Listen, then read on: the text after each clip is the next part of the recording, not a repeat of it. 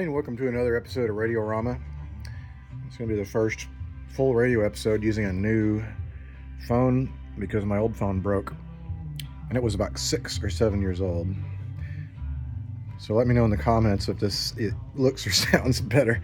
There's a bunch of features I have no clue what they do, but anyway, you didn't come to watch a review about telephones. You came to watch radios being restored, and today we have this Grundig Stereo. Now it's missing the back panel, which would have told me the model number. That's not important to me. I'm pretty certain this is one of their SO series, and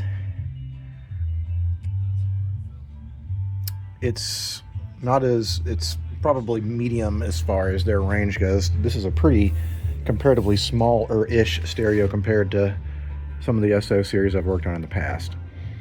The owner wanted this to be overhauled. He told me it worked already, so I want to kind of see where the bass level is. Let me put this on music. Strange choices being made there. Alright, so I'm going to plug it up and I want to monitor it as it comes up to make sure nothing ridiculous is happening. Okay, I'm going to bring it up on my Variac. Start off maybe just a 40 or 50 volts. Let's see, it's drawing about 12, 13 watts. It won't draw much until things start to get activated a little bit more in here. I can tell just by looking at several of the pilot lights are already starting to glow. And it's got a fuse in it too, so that's good. Let's bring it up a little bit more. About 15 watts. Bring it up a little bit more. It should be starting to draw a little bit more. Here we go, 23, 25 watts ish. I'm gonna go up a little bit more.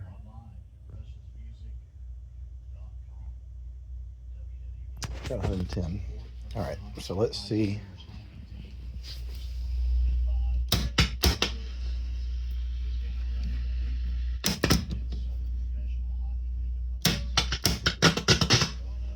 Probably got some bad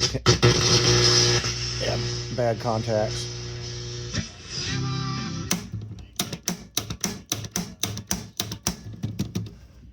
Or possibly have a bad tube in there.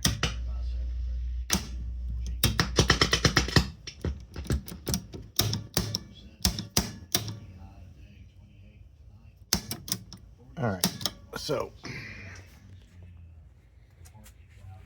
I feel like I just lost the fuse just a second ago, because I just lost power.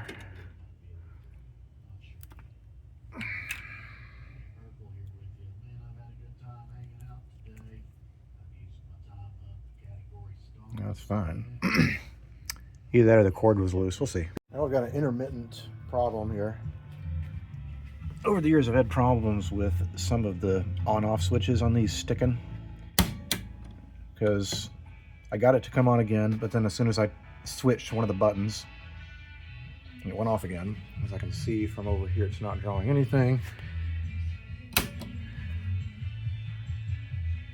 Just make sure that maybe it's not a connection problem. Let's see. Nope, it is. Oh, wait a minute. Hold on a second.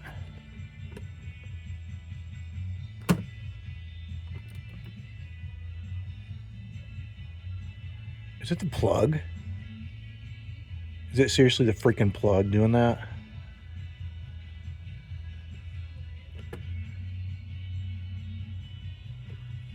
Either there's a short in the cord. That's weird. All right, let me turn this off. All right, it turned out it was the plug.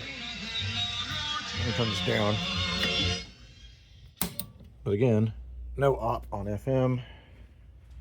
But let me see if I can find the ECC 85 tube. I don't know if that's it or not, because I don't have the diagram for it. There seems like there's something missing up here too. Or does it have...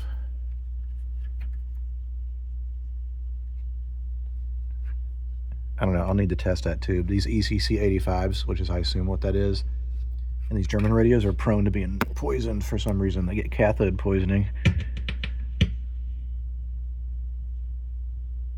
I feel like if I listen carefully, I can hear some radio, but maybe it's just bleed over.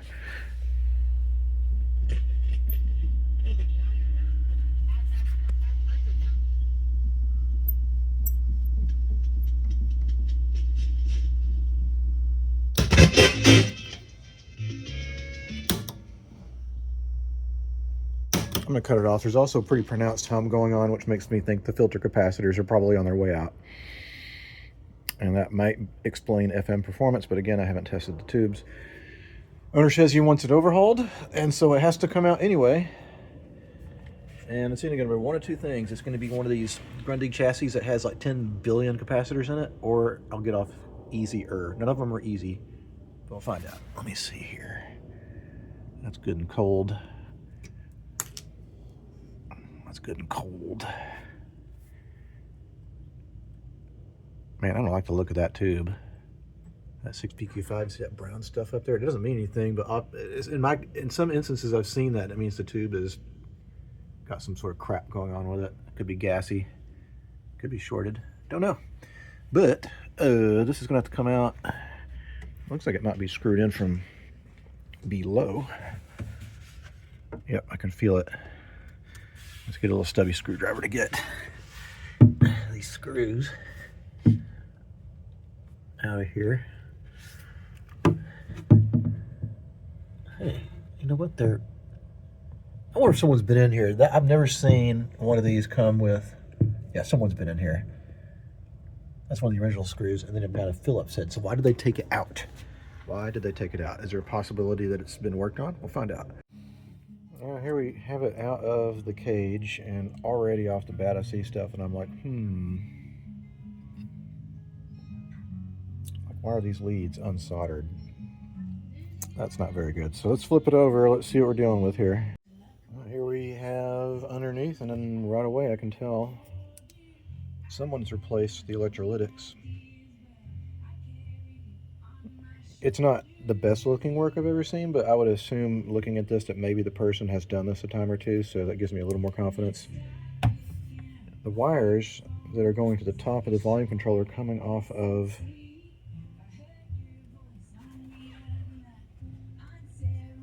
Ouch, I just hit my head. All right. Those are tone controls, I think. Let's see. Are associated with the tone controls. Let me get this other one. Touch it. Yeah, tone controls. So I'm going to resolder those back in. Maybe that person just forgot to solder them back in. It's a possible scenario. Now, other than just doing the bare basics, we've got a whole ton of these little paper capacitors, and they look exactly like these in these German radios. But, as I knock down my flashlight, make sure and check the ends, because some of them, for example, if you look at some of them and you have like a yellow looking clear plastic, those are probably okay. And if you also see, let's see if there's any in here. You see this foil looking guy? It's right next to this thing. It's this guy right here. Those are okay too. Those are polystyrene. But I wouldn't trust these old electrolytics like this one here, or any of these paper caps. Those all need to go. That said, I don't think that's the reason the radio isn't working. I think it's possibly got a bad tube. And so I think before I get too carried away, I want to get kind of a good idea of what I'm dealing with. If it's a bad tube, that's easy enough to fix. If it's not, then it's going to be something else. Could be bad contacts, could have a shorted capacitor. Who knows? So let me flip it over, get out my tube tester. Well, as I suspected, ECC 85 is not doing very well. Looks like, what does it say here? ECC, whoops. ECC 85. Minimum is 50 on section number 1. 10. It's like a fifth of where it should be. And then for the second setting, which is, let's see, EV2 1039. EV2 what was it again? Wish I had better memory now. EV2 1039. 1039. And then what's the last of it? 10-0 and C. Same as before. Press 3. And what is the minimum? Minimum's again supposed to be 50. 20. 25 maybe. Not even that. 22.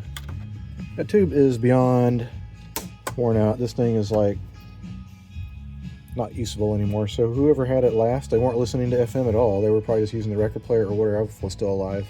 All right, I found this General Electric in my stash. Whoa, that is like night and day.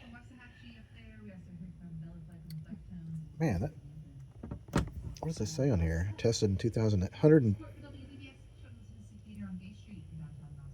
Wow, it tested very good even back then. What? Spain? Interesting. It's a General Electric made in Spain. I've never seen that before. That's interesting. Anyway, it tests really good, so I'm going to put it in there. All right, ECH81 does a lot of heavy work in this thing. That tests okay. I think there's probably several sections in it. I'm not going to film and bore you with it though. ECH81. Maybe I will. Why not? EV9 8036. EV9. Where was I? This is so bad. I'm not even 50 years old then, already having this problem. ECH81. All right. EV9 8036. All right. 8036. Still not used to this phone. Sorry about that, guys. Making you seasick. And then it'll be 13. And what's the last setting? 0. And B. And 3. Auto says pretty much good, so good. That tube is good as well. Alright, so now that the bare vitals have been checked, it is time to start doing the unfun. Replacing a bunch of capacitors. I counted 22. Oh, before I get too carried away, let me back up. The results of the tube testing was this output tube was indeed gassy. ECC 85 was bad. And there's a 12AX7 in here that's weak, but I don't have any good 12AX7s left, so I marked it and I will replace it tomorrow. I need to get some parts at the museum anyway, but there's 22 paper capacitors, and you'll see some of them, a lot of European sets they'll express their values in picofarads. So this little PF, and that is 2200 picofarads at 500 volts, basically maximum versus at usual working voltage, and that translates to 0.002 microfarads. Actually, am I right? Is that correct? I'm starting to doubt myself. Is it 002 or 0.02? I should know this by now. I've been doing this forever. But on the other hand, you'll see this 0.033 microfarads at 500 volts. So just make sure when you're looking at these things that you actually read the capacitor. If you're going to do it by this versus at a schematic. And that's kind of how I roll with some of these, because I've worked on quite a few of them. And let's see, that says 0.01 microfarads. But why they express it as picofarads here beats me.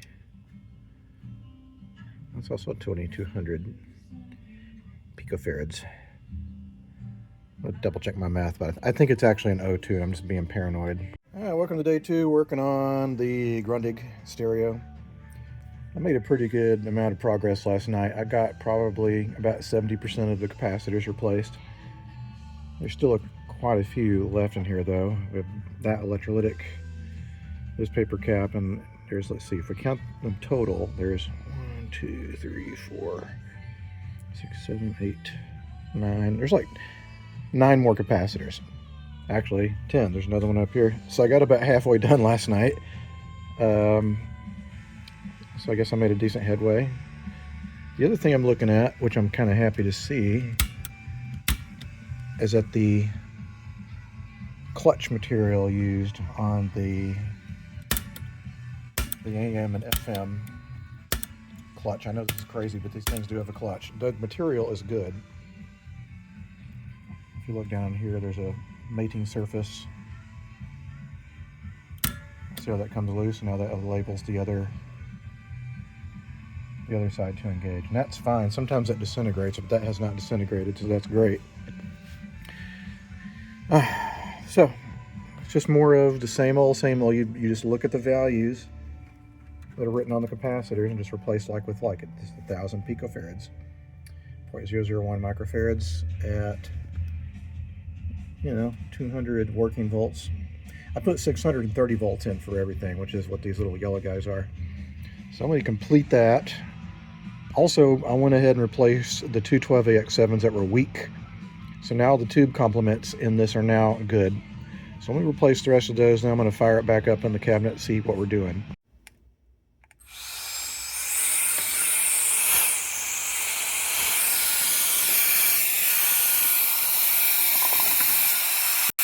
All right, so all of the capacitors are now replaced. Every single last one of them. And lastly, what I did is there was already a hole here, and I put a little rubber grommet here. Then I ran an audio cable to the tape player connection. And what I did here is I got it out of the cabinet, or out of the chassis, as soon as possible. When you start running wires here, there, and everywhere, you can interfere with the radio. Well, here we go. I'm gonna test it out. Try it on FM first, because that did not work at all last time.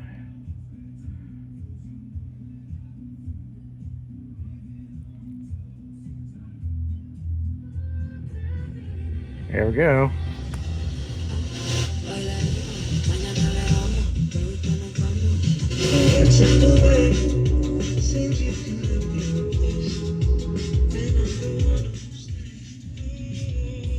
Sounds pretty good. I fired on about all cylinders now. Now what I want to do is make sure I just ran an audio input through that tape player. Let's see, let's put it on. There we go.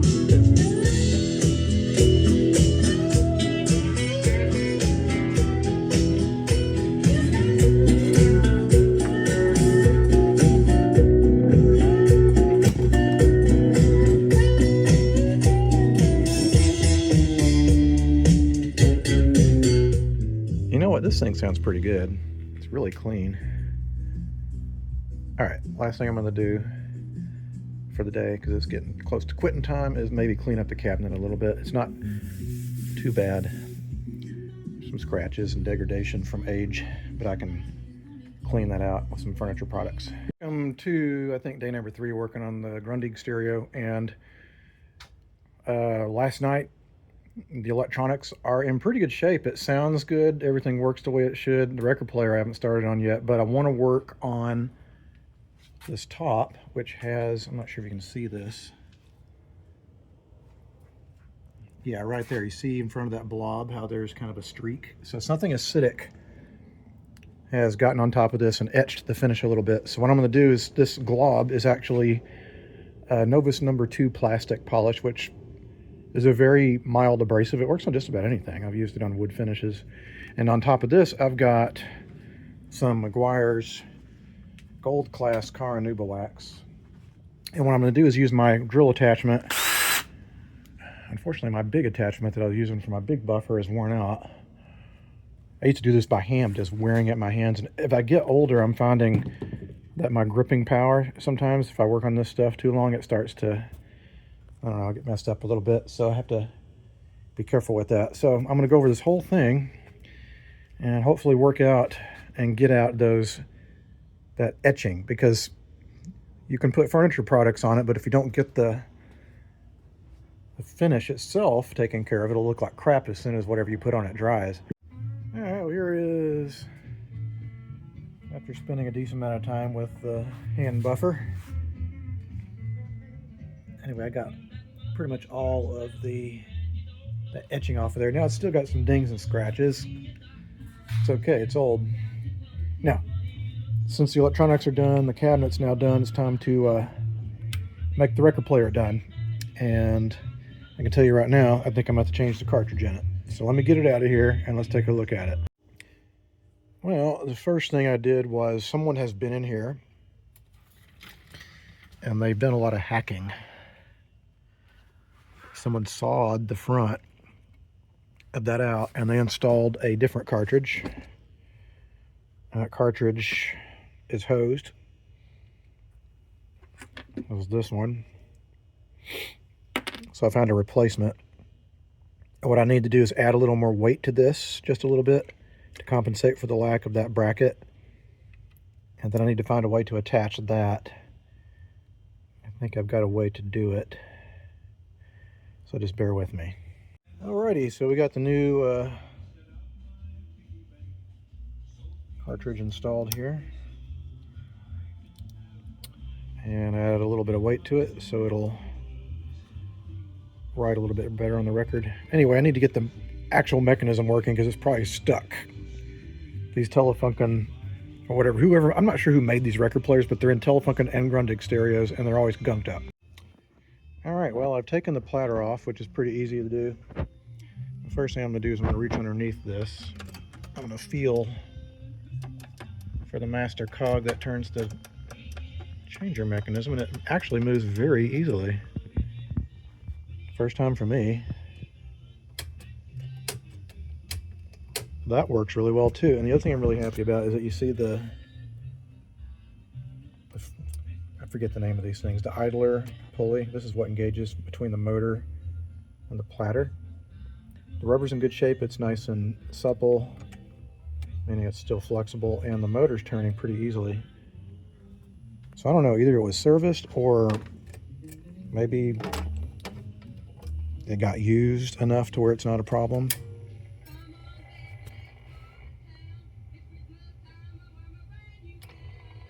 Can't argue with that. It seems like it's pretty on the money. Yeah, it's lined up. That's 33 RPM right there. That's good. Well, I think I'm going to oil this stuff anyway. I'll just make it work a little bit easier. And also to take the whoops, I knocked that.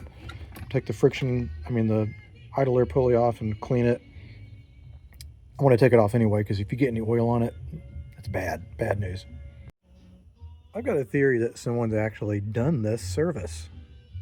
I've never encountered a record player that's been serviced, but I'm seeing kind of like little daubs of white lithium grease, which they would have not had back then. Everything just moves really nicely, super tight. So I just touched up stuff with oil. I think it's okay already.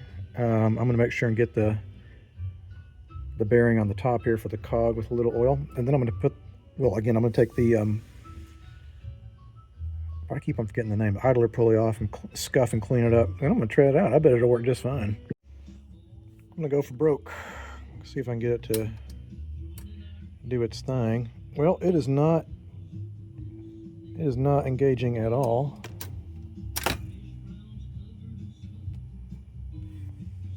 It was having a little bit of a problem actually engaging. Whoa! Okay, we got some problems here.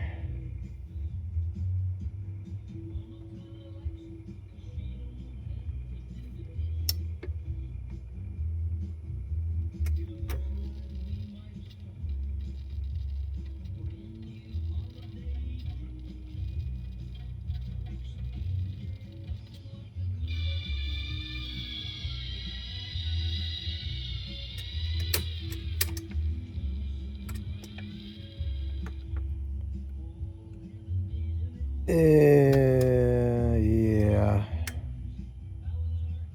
It's slipping a little bit.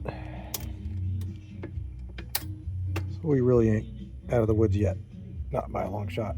Okay, so sometimes you can just roughen both the spindle up, and then I'm trying to do this one-handed and it's not working that well. But anyway, try to like roughen up the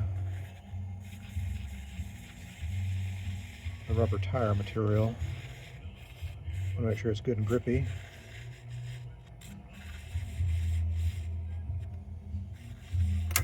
All right, let's see if that'll do it. All right, well, that worked somewhat, but what I tend to do is I'll just proceed to make sure that everything is getting good and broken in. All the new lubrication and all that stuff's going to do its thing. Still hanging up just a little bit right there.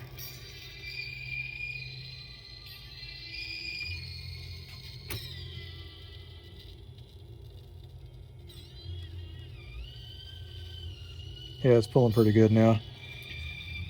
So the automatic feature might be a little bit wonky. I think the owner just wants the record player to work in general. He's fine with manual mode, and I think that's exactly what this is going to do. It's going to be a great manual mode record player with potential to not as smoothly, albeit maybe slightly jerkily, play a stack of records too. Sometimes when you work on these guys, if you just let things kind of work in for a little bit, especially if you've applied new oil, just let stuff happen. And I'm going to work the cycle back and forth and see if I can get it to kind of smooth out a little bit.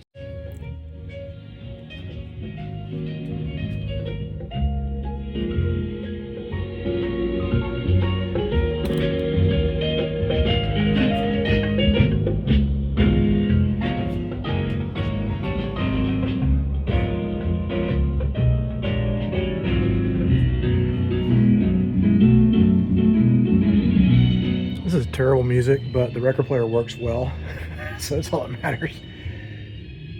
All right, well, I think what I need to do now is put the hardware back. And I think what I'm going to do too is replace the plug, because I don't think this plug's making good contact for whatever reason. The owner has the back. I need to put the tone control, install that back in there, and then she'll be done. And I don't think you guys need to see that. Actually, you know what? I'll do I'll film the last little bit of this tomorrow. I'm having a bad problem where I just don't finish my videos, and as a result, I trash them all, and then I just don't show it. I've been really bad at making videos lately, and I'm not sure why. No real excuse.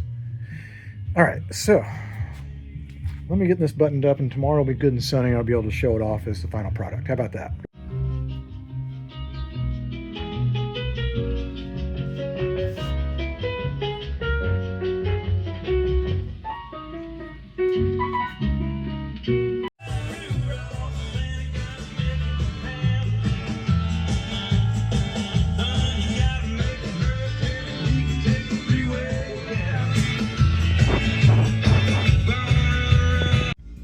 Well, I'm not out of the woods yet. The left speaker has a problem. But I've got a fancy trick to solve that, because I've encountered this problem before.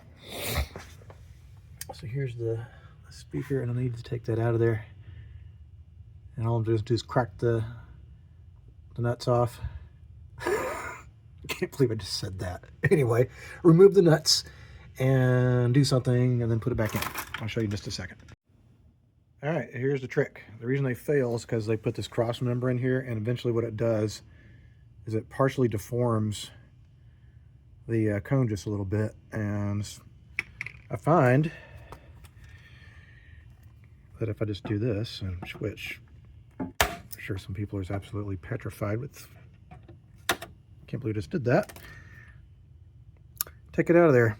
And now what I'm going to do is I'm going to set it upside down or facing downwards, because probably some foam that used to be over there has gotten down in there too, and I want to get that out of there. All right.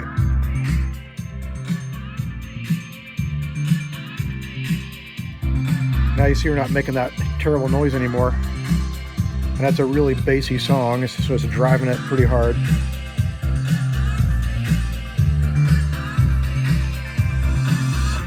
I'm going to bolt that back in there. All right, that's actually too much bass for me. I'm all about having as much bass as possible.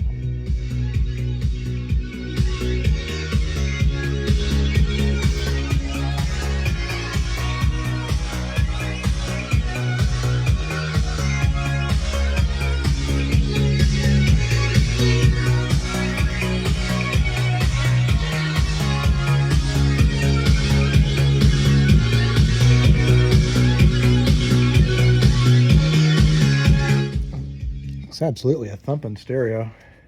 All right, so we worked the stupid problems out of the speaker. So now, again, I'll demonstrate all this stuff tomorrow and call it a day. But pretty good, get the words out of my mouth. Feeling pretty good about it now.